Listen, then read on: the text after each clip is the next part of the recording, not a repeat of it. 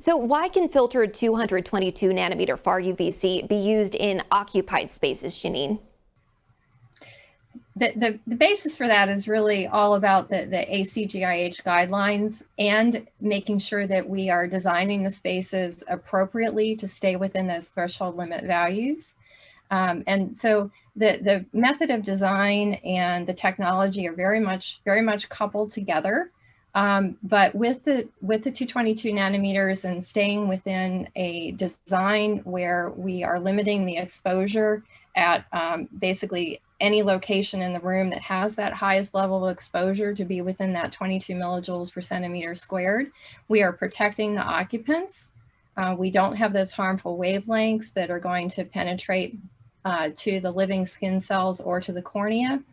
And those and that enables us to deliver doses to the locations in the room that are going to very effectively target the pathogens, be able to inactivate the bacteria and viruses that we know is a very critical component in today's world to be able to use UV light disinfection technology as a way to support having spaces that have fewer pathogens.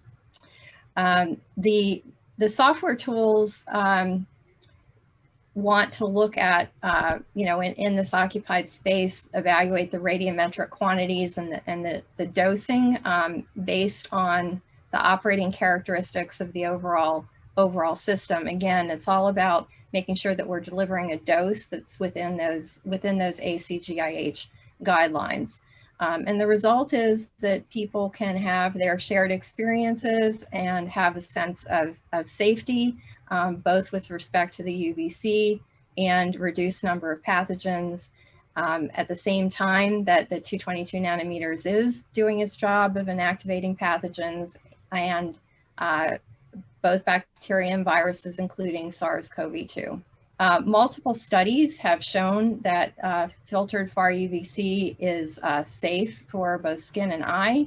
And in fact, recently there was a study published that looked at 20 human volunteers, and these volunteers were exposed to a dose up to 500 millijoules per centimeter squared, and there was no erythema observed in any of those subjects. And that 500 millijoules per centimeter squared is over 20 times the current ACGIH guideline.